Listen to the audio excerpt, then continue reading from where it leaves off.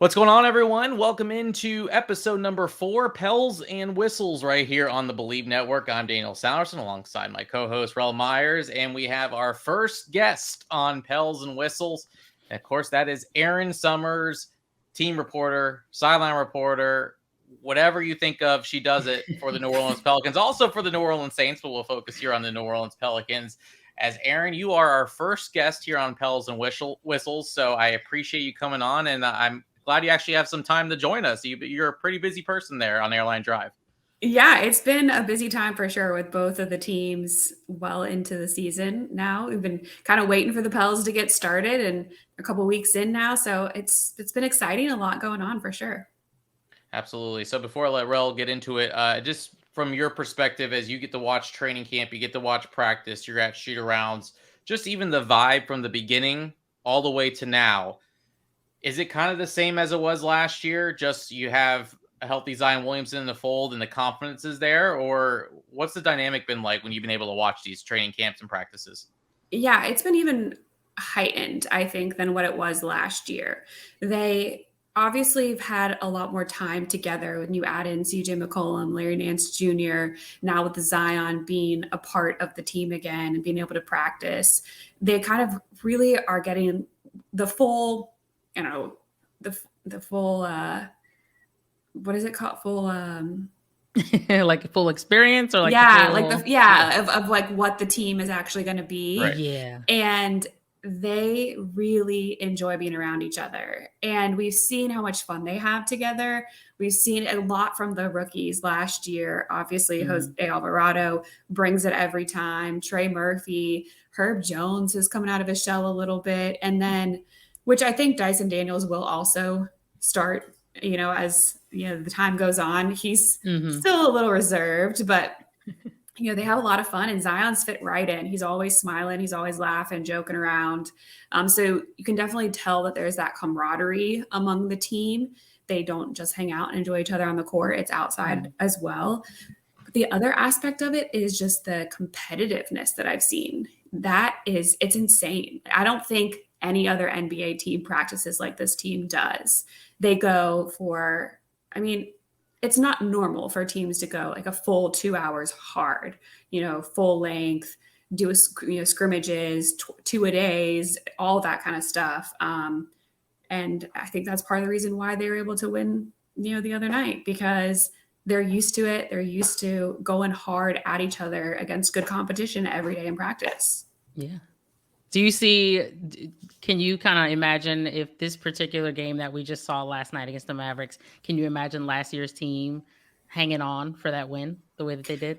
Y'all, you remember last year, if Brandon Ingram wasn't playing, nobody thought we were going to win, right? So no, there's no way you take away Brandon Ingram, you take away Herb Jones, who at that point, early in the season, we didn't know how great he was going to be. And he was still developing. He was adding to his offensive game.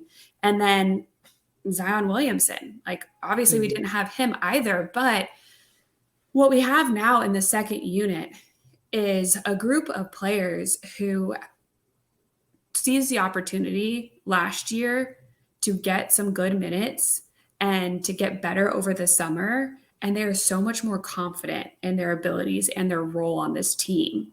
And then you add in somebody like Larry Nance Jr., who is a vet. He kind of just holds that unit together. Yeah, it's pretty cool that they could come in without those three and play the way that they did.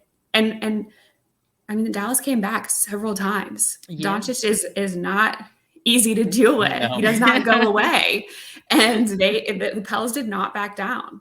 Yeah.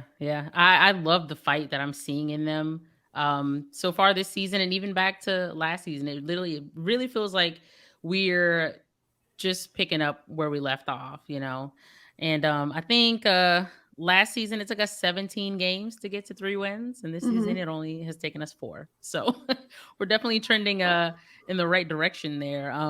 Daniel, do you have any question you want to ask? Yeah, with that said, how much the fact that the Pelicans lead the league, and we saw the stat that Rel posted as far as returning players with 14, how much is that camaraderie, that cohesion, that chemistry from last year give the Pelicans an advantage over teams that are having to deal with new players and roster adjustments to this team is just adding from within. You add a piece like Zion Williamson, that's their free agent pickup technically. But how important is it for this team? And one of the big reasons why they're 3-1 is because this is basically the same team as last year. Just you're adding Zion, a healthy Zion into the fold. Yeah, I mean, they were able to start a step ahead because they already know Willie Green. They already know what he expects. They already pretty much had all the installs, things, their plays, whatever. They understand who they're playing with, the tendencies of the guys around them, and where people want each other to be on the court, how you can set up the other person for what's the best part of their game. And Zion was there. He was there for the last few months watching. So he was learning the team, although it's a little bit different when you're actually in it, but he was watching, he was learning the team, he was learning the system. It took a little bit of time, I think, for him just because, getting back on the court, conditioning, going 5-on-5, and then getting just the chemistry with the team and with Coach Green. I think that they were able to develop a relationship over the season last year, but just kind of fitting into what Coach Green wants. Again, I think it was good to have him around at the end of last season to kind of experience that and get a good understanding of what it was going to be like when he was able to actually get in and play with the guys. I was rewatching last night's game and it was on this like TNT overtime thing or whatever have you, and I noticed I kind of feel like Zion seems a little bit more playful right now, and he the TMT camera was kind of like trying to get a good angle on him, and he's hiding behind Darian Sebring, and he's hiding, and then he peeks out and he just waves at the camera and smiles, and I was like, I've never seen him do anything like that before. He just seems so like free now, Yeah, I mean, he talks about it. Last year was some of the hardest moments he's ever had to go through in his life, and he learned a lot about himself and what he enjoys and what he wants out of life. And it's playing basketball, and it's being around these guys and having fun and doing what he's always wanted to do, what he's always enjoyed, and is being on the court playing with these guys. He talks about it all the time. Every time there's an interview post game or at practice, he's like, man, I just love being out there on the court doing what I love. And that's what you're seeing. He's so happy to be back out there. And the group, again, like, how can you not feed off of the energy of those guys around you? They're so much fun to be around. Yeah. Speaking of energy, that was Jose's first start yesterday, right? It was a second career start. Second? Yeah. What'd you think about his performance? I think he really brought the energy, and when he wasn't on the court, it seemed like we kind of stopped doing what was working a little bit. But what'd you think about that? Yeah, Jose had this awesome quote earlier this year. He's like, I'm comfortable being Jose. Like, I know who I am. I know what I can bring. He never has been somebody that comes in scared. He's always brought energy. He's always fought. But I think now he has realized that he deserves to be here. He earned himself a spot. He got a contract with the Pels after last season, and he fits in just like anybody else should. And I think it's given him even more confidence and even more fight and even more energy. And obviously he's worked on his shot a lot because he said he knew he was going to have to be able to knock that down. And Coach Green has said that too. Like, if you want to stay in the game, you're going to have to be able to knock down some open shots. And I mean, he's not only knocking down open shots, he is not afraid to go in and drive in the lane. And so I just think it's really cool that even more confidence that he's playing with now. Speaking of open shots, I would say Trey Murphy. We're on the same rate. Well, that's why we have. That's why this is Pels and Whistles here. Go. I mean, Trey Murphy 8 for 8 last night. And Erin, just from being there last year, Trey Murphy doesn't lack confidence. Like, that's not, but I think this is a different kind of confidence this year, knowing that he knows what he's capable of doing. I think Tuesday night showed that. What are you seeing based on practices, just based on your interactions with him, even your interview last night with him? I mean, Trey Murphy, what he's been able to bring to this team in just 4 games. I think it's hard for a lot of rookies when they get to the NBA. It comes at you fast. It's really tough, especially on the defensive end. And I think Trey was a little lost for a little bit last season. Being able to go down to Birmingham and be maybe a step above some of the players there and get some more swagger, some confidence in who you are, why you are here, allowed him to come back to the Pels last season and really kind of find his stride at the end of the year. And he just built off of that all summer. He worked so hard, tried to put on some weight, and he's definitely continues to just step back further and further from the basket. And his shot looks great. It's really funny because I was talking to his dad before the game yesterday, and for me it was Sunday, and his dad was like, 3 years ago, we never thought we would be here. Trey never thought he'd be playing in the NBA. Like, you know, he's a smart kid. He thought he was going to go to school, finish his degree. And then he started growing into himself a little bit. He started growing, and we heard all summer about how Trey's still growing. And yeah, it just took him a little while, I think, to mature into his body, and then maybe into like who he is and what kind of player he can be.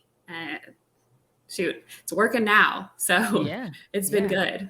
No, he looks great. He looks great. And you can like just, I feel like as fans, we were so desperate for content in the off season. And so a lot of us, you know, we've got notifications turned on. And so when Trey's posting stuff and Jose's posting stuff and they're in the gym working out and stuff, and even Devontae, I saw Devontae was in the gym all summer too. But like just seeing those guys putting in work, and it's kind of like, you get to a point where it's kind of like with Carmelo Anthony. You know, we saw him in the gym with his hoodie on and he's making all these shots or whatever. And it's like, okay, well, like when you get in the game, is it going to be like that? You know, but no, it's really like that with Trey. And it looks like he's definitely adding some things to his bag, but he's just doing a lot of other things on the court and he's not just out there to shoot, you know, because it's cool to be like really, really good at one thing, but you're going to get way more play time if you're good at multiple things, right? So the way he's been crashing the boards and just he's been making some good passes, and just it seems like his IQ is getting up there. So he's knocking out of the park so far. Yeah, his progression overall has been fun to watch. I think, you know, people have said once he was able to move with the ball, you know, then that's when his game was gonna kind of take a next step. And I think he is doing a lot better in terms of understanding the defense and what he needs to do on that side. And then also learning when he might be open, when he can be assertive on the offensive end, or when he needs to actually pass it off. Yeah. I've seen him taking some guys off the dribble. You know, he looks like he's going to shoot the three, and you think he is, because that's what he's doing. Right. But maybe a little pump fake, and then boom, right by the guy. And then he's got a layup, and it's like, all right, man, you got it. Can you imagine if that gets added like consistently to his game, where he can able to go inside and you have to make people come out and he forces you inside? I mean, that's going to change his game completely. Yeah, absolutely. I mean, then that's what he knows, that he's talked about that, but you're going to add things one at a time, right? You can't conquer the world in one day. Right. No, right. That's true. Speaking of conquering, Dyson Daniels, what he was able to do, one, his defense. I mean, that's a tall task for your first big challenge is Luka Doncic in the Dallas Mavericks. And what are expectations for him in his rookie year? Are they sort of easing him in a little bit as far as getting him minutes? I know obviously Tuesday night was an opportunity with the three main guys out that he was able to get some minutes. Is it basically just going to, based on how he's doing in practice, how are things going with him as far as his progression and maybe able to crack the rotation more frequently? Yeah, well, during training camp, Coach Green said that if you give them a reason why you should earn minutes, you know, if you've proved that you deserve minutes, he'll find you minutes. That's what he feels like is his duty as a coach, that if you've earned it, and he's going to figure it out for you. There's a lot of depth on this team, and they're not trying to push Dyson too early. I think they're going to kind of like let him get more comfortable. He comes in extremely mature already, just as a 19-year-old, to just the way he speaks, even the way that he sees the game, his defensive IQ. I mean, he's a very good basketball player. He comes from basketball pedigree, and he got that time in the G League with, you know, playing for Ignite. So he comes in with some great experience, but we don't need him to be ready right now. So let him go hard in practice. Let him learn. Let him see the game. I mean, if you need him, he proved that he is more than capable, and he is going to go out there and do his best. And he did a great job. Did a great job in that game. So it's nice to know that he's there. Again, I don't think that, you know, they don't need him, but if he proves that he is going to be that big of an asset, then maybe down around like January, February. I don't know. Yeah. Maybe we'll see him getting some more minutes. Real quick, Roll. Does that take less pressure off? Does that take pressure off him a little bit with being such a high pick? That maybe that's a way that he can still get some minutes, but he's also not having to be that guy right now. The fact that this team is so deep that can develop him without having to worry about, all right, I got to make an impact every time I'm on the court. Yeah, and I remember last year, the team was so young and everybody was kind of new to each other. Coach Green knew, and he said, it's okay if you make a mistake. It's how you respond after the mistakes and what you're learning from them, and are you making that mistake again? And right now, there isn't that pressure on Dyson, and he understands that. Obviously, the game that he came in for is because they had other people ahead of him that were out. So he's going to get some more minutes and he's going to have an opportunity. But there was no pressure or expectation for him to come in and shut down Doncic. Like that's not something that everybody's going to look at him and tell him that's what you have to do. Yeah. So yeah, he can kind of like relax into the role and just play basketball, which is, when he got his first minutes, he said he was running around with like a chicken with their head cut off because he just like didn't know, it was just kind of like, oh my gosh, I'm here. Like I'm out here. And so it took him a little while to like calm down that first game, the first preseason game that he played in. But I think now he's got a good handle on it. Yeah. I was firmly planted in the, we don't need him to like save us camp, right? Like I just was always saying like, we're so deep. We've got all these really good guys on this team.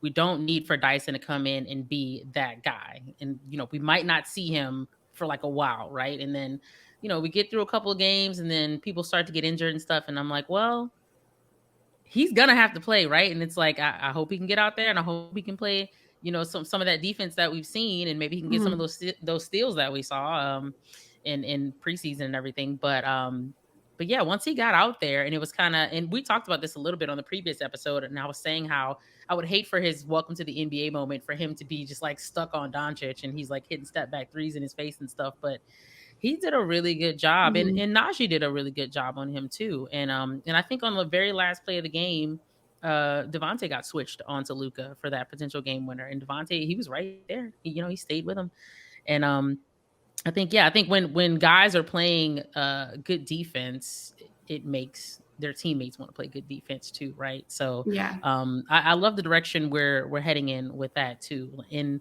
I think people have kind of been joking about how the Pelicans have a type, and they found that type again with Dyson. So I think they've been the front office did a really, really good job with last year's draft and this year's draft, and I'm just excited to see where this takes us. Yeah, I mean, you have the pieces, you have the people that can score. I think, though, that when it gets down to the end of it, especially in the playoffs, like you have to be able to defend. You have to be able to limit your opponent. And that's so key. Defense is something that you can bring every night. Like you can bring that effort, the intensity on the defensive end of the court, whether your shot's fallen or not. And they showed how that works in the comeback against the Jazz on Sunday. And then also in the game that they just beat, the Mavs. Like, sure, Dallas had a couple players that were shooting well, but they were definitely doing a good job on the defensive end. And through their moments where the Pels weren't able to hit, a couple shots, they had some dry spells. They're still able to keep it within reach because of the defense that they were playing. Yeah, I saw a lot of people just commenting on CJ's game, mostly in the first half, and it's like, oh, well, he's not really making any shots and this and that. And it's like, he 6 assists in the first half or something like that. Yeah. 6 or 7. Yeah. I think he ended the night with 11. I mean, yeah, I think he's had like 23 in the past 2 games. Like he's doing a really good job distributing the ball. And to that point, his shot wasn't falling, but he was still finding ways to affect the game by finding the hot hand, by being aggressive. That was it the charge that Willie Green ran over and picked him up, and the overturned call and that whole thing. Like he was clearly putting out a lot of effort, and then finally his shot did start to fall a little bit. So yeah. I mean, it's wild that you're even in that point of the game without Zion and without CJ's shot. Like wild. It is really crazy. One of the things I want to touch on before we let go is no one really talks about Jonas Valanciunas and his impact, but I feel like with him and Zion on the court at the same time, I think it's just as dangerous as when it's Zion and Bi, Zion and C, like that whole starting lineup. How much does that alleviate what Zion and even Jonas has to really do when if they're focusing on Zion, then Jonas is there to clean up any, second chance opportunities, or Jonas can go out and shoot threes. Just how is that dynamic working out? You've been able to see in practice. It seems, at least in the first few games, so natural that Mhm. I feel like that's something that I feel like is going to cause a lot of problems for defenses down the line. Yeah, I mean, it's going to be really hard for anybody to get anywhere around the basket, get a rebound when Jonas and Zion are down there ready for any putback. They're Mhm. huge bodies to have to deal with. And it's you see the points in the paint that the Pelicans have had through the first few games, and they're dominating people. I think they're near the top of the league with points scored in the paint because of that. And they're so efficient inside between Jonas and Zion. It's going to be a really, really hard matchup for a lot of teams. Mhm. I mean, I honestly think that sure, you're probably going to like rotate guys in and out, but Larry's not a bad option to be matched up with Zion either, because he adds a little Yeah. more athleticism, and he was taking it to the hoop. I mean, he was going hard. Yeah. So yeah, he said he's feeling good and that he has Yeah. more like bounce than he thinks he's ever had, and he's definitely showing that. So yeah, I mean, you kind Wow. of take Jonas out and then you add Larry in, and I think it's just going to be interesting to see how people are able to play Mhm. and defend against all of the multiple lineup options that the Pelicans have. Yeah, absolutely. One more question for you: as these injuries, hopefully they're not long term. What are you hearing? I know they had off today, so you'll probably learn more after we have posted this episode. But as far as this next big road trip, with those three guys that did not play, are these more? I know I have a feeling Brandon's is more short term just because it's concussion based. But are these more short term for all three, as of from what you've been hearing? Yeah, from what I've gathered, it is they're not too concerned about any of the injuries as far as being multiple days. All three are expected to go on the road trip. If they're going to play that first game, just because they're only going to get the practice tomorrow before they get on the plane, Mhm. practice Thursday before they get on the plane, and then have to play that game in Phoenix. So it's going to be kind of dependent on how they're feeling once they get there. Mhm. But from what I've heard, BI's not having any symptoms. So it was really just the 24-hour, rule that they really did have to wait it out. So that will be good news. And then obviously getting the day off today helps everybody as well. Same with Herb, it was the hyperextension of the knee. Mhm. But really just kind of like a bruising kind of feeling, like nothing too bad there. And same with Zion. So hopefully we'll see everybody back in action soon. All right, good. Relly, got anything else for Aaron before we go? I think I want to touch on one little thing. Yeah. I think that you said you used to work for the Savannah Bananas. Can we talk about that Yes. real quick? Yes. So for the What? people who don't know, what on earth are the Savannah Bananas? Okay. So the Savannah Bananas, technically they're a part of the Coastal Plain League, which is a collegiate wood bat league, right? Okay. Well, they have defected, I guess. And they've started this whole thing called Banana Ball, where they only play 7 innings. There's like tons of crazy rules. They start with Mhm. people on like second base all the time. They want offense, they want excitement. They Mhm. have dancing, the dancing grannies, like the banana nanas, who like come out, like their cheerleaders are like grandmas. What? Just crazy stuff. They like mic up players during the games. And yeah, I mean, it's wild. It They is like bats on fire. it's an absolute circus. It is so fun to go to a game though. Yeah. So it was just kind of starting because like they were working, or they were, and they still are playing with a league. Mhm. They don't get to do all of the crazy stuff when they're playing Yeah. in the league sanctioned games, Mhm. but they were starting to add some stuff in. Mhm. Um, Yeah, it's a lot of fun. It is a lot of fun to go to those games. And now they're like traveling all over the country, like bringing banana ball all over the place. They're going on tour. It's They're like the Globetrotters for baseball, it seems like. Exactly. They really are. And what's fun is like they hold tryouts. So like any random baseball player that wants to could come try out. Yeah, I saw Johnny Gomes, former Red Sox player. He played like last night or the night before or something in one of their tours. So it's popular. They have an ESPN Plus documentary on the whole thing. I did see that. I think my first introduction to them was just a random video. Everyone like in the outfield and the infield and everything in the picture, they were all dancing, and then the umpire was twerking, and I was like, what is going on here? And then all of a sudden everyone's serious. They throw the ball. They first started it by like, they hired a first base coach that wasn't really a baseball coach. He was really just like an entertainer, and he just danced. So they had like the dancing first base coach was like the first thing that they did to kind of breach the baseball versus entertainment thing. And they just added on and on and on. And Jesse Cole, the owner and GM there, literally wears a yellow tux to every single game. Banana Man. Yeah, he's got several of them. He started with just one, but now he has several. Oh man, that's crazy. When I used to go to college right by there, they used to be the Savannah Sand Gnats, and that was actually just a regular baseball team. Yep. Unbelievable. Well, Erin, this was awesome. You're awesome. First guest here on Pels and Whistles. This won't be the last time. Yeah. Keep up the outstanding work on the radio, on social media platforms, everything you're doing. I know all the fans are really appreciative. Enjoy this. I mean, this is an awesome ride. I feel like this team is about to go on. So we'll definitely be following you. You can follow her on Twitter at Erin Summers. Erin, really appreciate the time. Enjoy it. Yeah, it was fun. It's always good to catch up with you guys. For sure. Come out to a watch party this year. We'll get you a couple drinks, some food or something. Sounds good. In that case, I'm on my way.